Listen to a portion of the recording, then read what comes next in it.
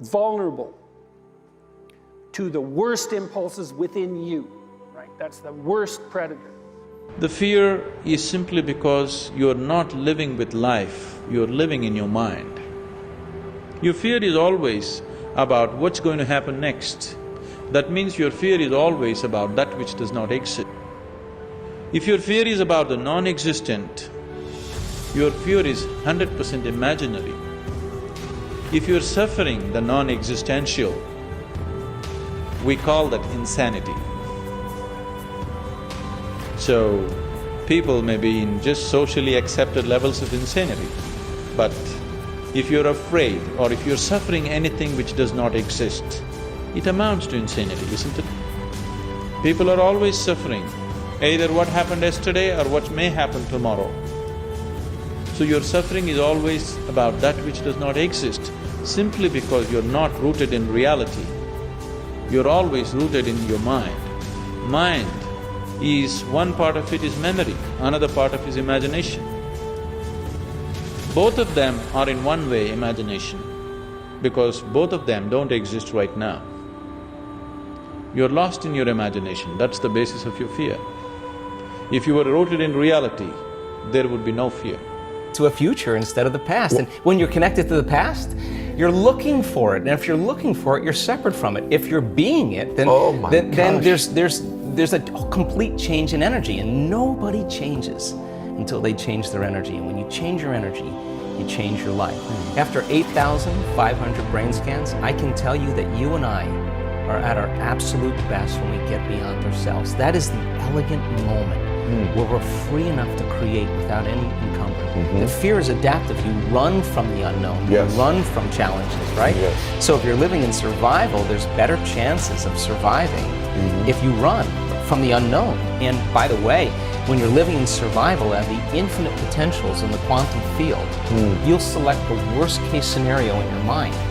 And you'll begin to emotionally prepare yourself for the worst case scenario, because you have better chances of surviving. There you go. If you prepare for the worst, right? So people spend their whole life thinking about the worst thing and emotionally embracing it. While you take a thought and emotion, or an image and an emotion, you're branding or conditioning your body into what? Anxiety, into fear. So then you keep doing that over and over again, the body becomes the mind of fear. And whether you think you can control it or not, you're gonna have a panic attack. There's a bunch of things about you that are underdeveloped, and a lot of those things are because there's things you've avoided looking at because you don't want to look at them, and there's parts of you you've avoided developing because it's hard for you to develop those parts. And so it's by virtual necessity that what you need is where you don't want to look, because that's where you've kept it. Your being is limited and flawed and fragile. You're like the genie, which is genius in the little tiny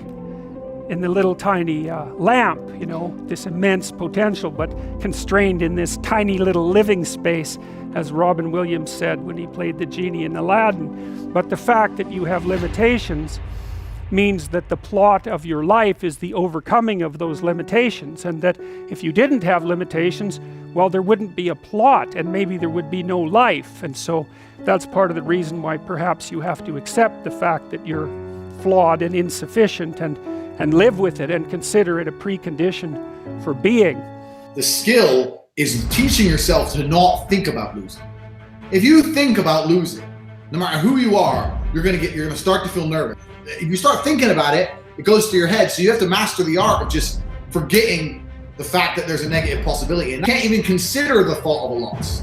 Because if you consider it, then it starts to enter your psyche, and then it affects your performance. What I try to do is just try to be still and understand that things come and go, emotions come and go.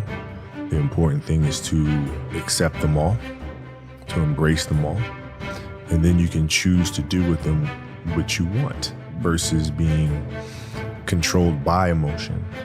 You know, a lot of times I've seen players, even myself, you know, when I was younger, being consumed by a particular fear, and to the point where you're saying, okay, nah, it's not good to feel fear. I shouldn't be nervous in this situation right now.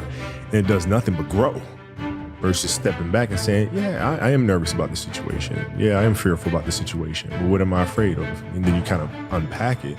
And then it gives you the ability to look at it for really what it is, which is nothing more than your imagination running its course. You know? How did you become one of those people who doesn't seem to be afraid of failing?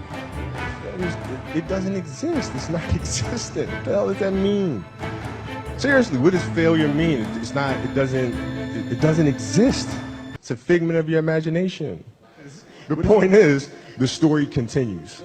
The story continues. So if you fail on Monday, the only way it's a failure on Monday is if you decide to not progress from that, right? So to me, that's why failure is not existent. Because, you know, if I fail today, okay, I'm gonna learn something from that failure and I'm gonna try again on Tuesday. I fail, I'm gonna try again on Wednesday. So if you're a firefighter and the building's on fire, like we spoke about earlier about fear, you're scared, but you do it anyway. If someone breaks into your house and you have to go protect your wife while she's in bed, you're afraid, but you do it anyway. There's zero fear. You realize that the point of maximum danger is the point of minimum fear. The lesson for me was, why were you scared in your bed the night before? What do you need that fear for? Everything up to the stepping out, there's actually no reason to be scared. And then in that moment, all of a sudden, where you should be terrified is the most blissful experience of your life. And God placed the best things in life on the other side of fear. Yes, we go where the fear is. And I'll tell you why. Because all of us have dreams. And those dreams are real and they can come true.